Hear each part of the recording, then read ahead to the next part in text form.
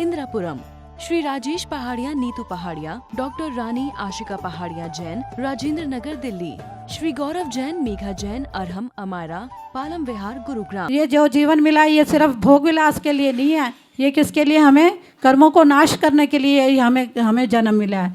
तो आजकल हम यहाँ पर पंच कल्याणक में आए हुए हैं। पंच कल्याणक का मतलब क्या है कि पाषाण से प्रभु को बनाने की एक ये क्रिया है। वैसे जो ये क्रिया है तो जो अंदर होती है ना, वो तो साक्षात मोक्ष का कारण है। ये हमें चाहे नाटक दिखा रहे हैं, इससे भी हमें उतना ही पुण्य लगता है। कितना, जैसे कि एक आटे का मुर्गा बनाकर उसको करना, ध्वंस करना, जो भी कुछ थी वो कहानी, तो उसको उतना ही पाप लगता है, सिर्फ आटे का मुर्गा था। तो ऐसे ही चाहे हम यहाँ पर नाटक के रूप में देख रहे हैं, स्टेज के बाहर तो नाटक ही हो रहा है ना भाई, ऐसे ऐसे हुआ, ऐसे ऐसे हुआ, तो हमें उसका ज्ञान हो रहा है। तो ये भी हमें पूरा पुण्य लग रहा है, इससे हमारे बहुत कर्मों की निर्जरा हो रही है। तो हमारा हमेशा समझ, तो आजकल क्या आज हमने गर्भ कल्याणक देखा, जन्म कल्याणक देखा, और आज हमारा तप कल्याणक है। तो कैसे सुनेंगे इसको। छाई घटा गन घोर आवाज आई जय जय की, छाई घटा गन घोर आवाज जय जय की।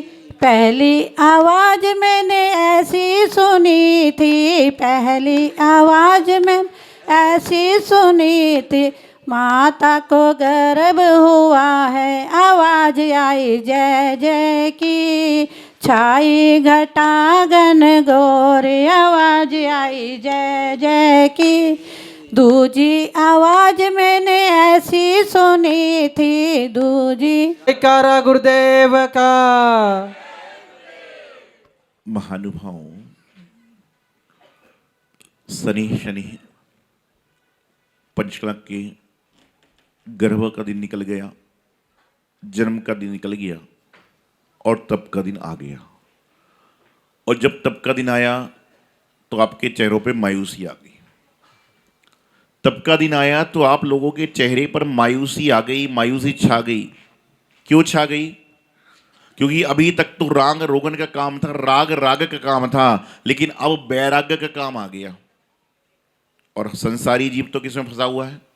राग में फंसा हुआ। जहां राग दिखता है आदमी वहां पर समर्पित हो जाता है, और जहां वैराग्य दिखता है वहां से दूर हो जाता है। दीक्षा देखना हमें पसंद है, लेकिन दूसरों के बच्चे बच्चियों के। तप करना हमें पसंद है, लेकिन दूसरों के द्वारा। साधना करना हमें पसंद है, लेकिन दूसरों के द्वारा। लेकिन कभी कभी अपनी आत्म साधना में भी तो उतरने का प्रयास कीजिए। कभी कभी अपना तप बढ़ाने का भी तो प्रयास कीजिए। और संसार में जो तपता है वही बिकता है।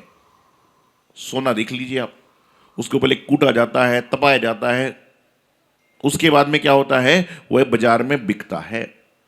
आभूषण बनने के बाद में वह महंगा हो जाता है। जिसकी कुटाई होती है, जिसकी पिटाई होती है, वही जाकर क्या होता है? महंगा बन जाता है। चाहे वह इंसान हो, चाहे वस्तु हो। इसका मतलब ही नहीं घर जाके बच्चों को कूटना चालू कर दो आप। एक जैसे ही प्रवचन चल रहा था, मैंने कहा कि घर में जो है आदमी को मीठा मीठा खाना चाहिए, तो मीठा मीठा बोलोगे। घर में पत्नी ने रोटी में शक्कर, दाल में शक्कर, सब्जी में शक्कर, पानी भी शक्कर का घोल, पिताजी पति सब पी गए। और पी भी इसलिए गए कि बोले आज नहीं पिएंगे तो कल ये भी नहीं मिलेगा, आज ये नहीं पिएंगे तो कल ये भी नहीं मिलेगा। और सबकी डायबिटीज सीधी सीधी 200 बढ़ गई। वह बोले महाराज जी आपने क्या करा दिया? हम बोले मतलब? बोले आपने क्या करा दिया? मैंने बोला मतलब? बोले आपने ऐसा क्या शक्कर ही शक्कर पिलाई कि हमारे घर में डायबिटीज हो गई। अरे मैंने कहा मैंने शक्कर पिलाने थोड़ी ना कहा था। तो बोले आपने तो कहा था कि मीठा खिलाइए। तो मैंने कहा भैया धर्मात्मा धर्मिष्ठ, मैंने ये कहा था कि मीठा खिलाइए, मतलब कभी कभी भोजन में 1-2 रसगुल्ले, 1-2 चपाती, जो मिठाई है वो परोस दो। इसका मतलब नहीं तो पूरा मिठाई मीठा कर दो। तो हमने बोला ठुकाई पिटाई होगी तो महंगा होगा। तो घर जाके तुमने चालू कर दिया। मिट्टी, अब देखते हैं मिट्टी का कोई मोल नहीं है, लेकिन मिट्टी जो होती है वह जब क्या होती है कि पहले रोदी जाती है, फिर चलाई जाती है, फिर कुछ होता है, और उसके बाद में उसकी महत्व बढ़ जाता है। चाक पे कैसे होता है? पहले मिट्टी को घुमाया जाता है, घुमाने के बाद में उसको मटका सुराई कुछ बनाया जाता है, और बनाने के बाद में जब बाजार में बिकने के लिए आती है तब क्या होता है? बाजार में जब बिकने के लिए घड़ा आता है, जब क्या होता है?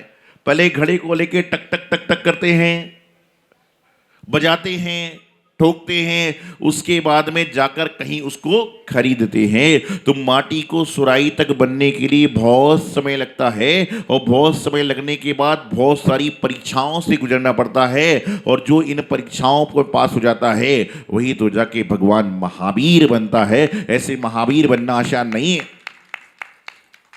और वर्तमान में जो इन परीक्षाओं से गुजर रहे हैं वही तो भगवान महावीर स्वामी के लघुनंदन दिगंबर संत बन रहे हैं। एक व्यक्ति से पूछा किसी विचारक ने कि दुनिया में कितने आश्चर्य हैं? उन्होंने कहा 7 आश्चर्य हैं, लेकिन वह आश्चर्य स्थायी हैं, बन के अपने स्थान पर रह गए। लेकिन उनसे कहा गया कि दुनिया में सबसे बड़ा आश्चर्य क्या है? तो किसी काल्पनिक ने कहा, किसी विचारक ने कहा, इस दुनिया में सबसे बड़ा कोई आश्चर्य यदि है तो वह है दिगंबर संत, कि जो दिगंबर संत जो होते हैं दुनिया का सबसे बड़ा आश्चर्य है। सर्दी है, गर्मी है, ठंड है, बरसात है, रूखा है, सूखा है, नमकीन है, कुछ भी चल रहा है, लेकिन दिगंबरत्व को धारण कर लोग तरसते हैं। लोग इस मुद्रा को देखने के लिए तरसते हैं, इस मुद्रा को पाने के लिए तरसते हैं, नैन तरस जाते हैं जब जाकर कभी दिगंबरत्व की प्राप्ति होती है। और एक जन्म का फल नहीं है, ये जन्मों जन्मों का फल हुआ करता है। शास्त्र में आता है यदि किसी घर से किसी व्यक्ति ने दीक्षा ले ली तो उनके यहां पर कितनी सारी पीढ़ियों का कल्याण हो जाता है। पता आपको कितनी पीढ़ी का कल्याण होता है? 7 पीढ़ी का कल्याण होता है। कितनी पीढ़ी का? 7 पीढ़ी का। कौन सी 7?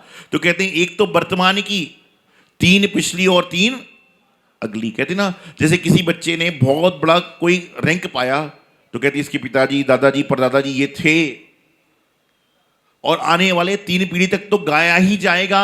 तो जो संत बनता है तो उसके परिवार वाले के मेरा बेटा संत बना, मेरा भाई संत बना, मेरा चाचा संत बना, ये बताया जाता है। मतलब आगे भी पीढ़ी का कल्याण हो रहा है और पीछे भी पीढ़ी का कल्याण हो रहा है एक व्यक्ति के संत बनने से, एक व्यक्ति के राग से बैराग को जाने से, एक व्यक्ति के बैराग को धारण करने से।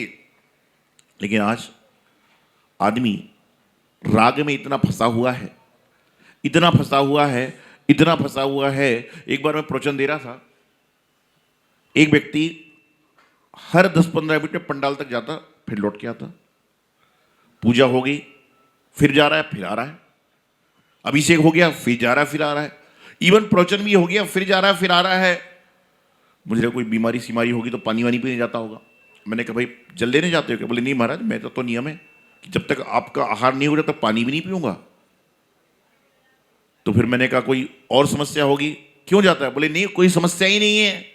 फिर मैंने कहा तो बार बार बाहर क्यों जाता है, ये बताना पड़ेगा तुझे। बोले महाराज सब बता तो मैं आपको देता हूं, लेकिन आप जो है किसी को बोलना मत, और मैं आप सबको बताने वाला हूं। तो उससे मैंने कहा कि वो बताना पड़ेगा। बोले आपको बता देता हूं लेकिन आप किसी को बोलना मत। मैंने कहा बिल्कुल नहीं। बोले बता दो। बोले महाराज जी एक बात बताऊं आपको, मेरे घर में एक कुत्ता है और मुझे बहुत पसंद है। तुमने कहा कुत्ता तुझे पसंद है लेकिन तू बार बार अब क्यों जाता है?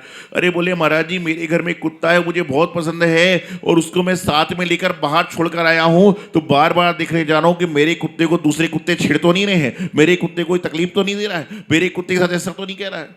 तो मैंने उससे कहा अगले जन्म में तू लगता है उसी की तैयारी कर रहा है, इसलिए उसकी देख रेख कर रहा है कि भगवान के सामने भी तुझे वही याद आ रहा है। क्या है संसार, इतना ही राग है तो उसके साथ खेलो ना। आज बड़ी विकट स्थिति है कि राग इंसान को कहीं नहीं छोड़ रहा। अपने बच्चे को छोड़ के भाग रहे हैं और कुत्ते के बच्चे को पाल रहे हैं। जैनिज्म में जिसके घर में ये कुत्ते आदि पलते हैं उसके घर में साधु कभी आहार ग्रहण नहीं कर सकता, उसके घर में स्वाध्याय नहीं हो सकता, उसके घर में कोई भी क्रिया नहीं हो सकती, क्योंकि ये मांसाहारी जीव है। जो घर में मांसाहारी जीव आएगा वह घर हमेशा सूतक पातक में है, अशुद्ध है, बिल्कुल अशुद्ध है। अब लोग कहते हैं महाराज क्या करें, बच्चे आजकल के परेशान करते हैं।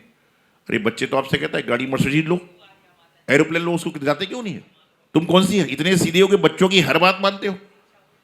और भी बात ध्यान रखना, मैं कोई कुत्ते बिल्ली के पालने का विरोधी नहीं हूं, तो आप बोलो महाराज जी बात क्यों कह रहे हैं? मैं तो सिर्फ ये कहना चाह रहा हूं कि जैनिज्म जो कहता है कि मांसाहारी जीव जहां पर हो वहां पर कोई भी व्यक्ति आहार आदि को ग्रहण नहीं कर सकता।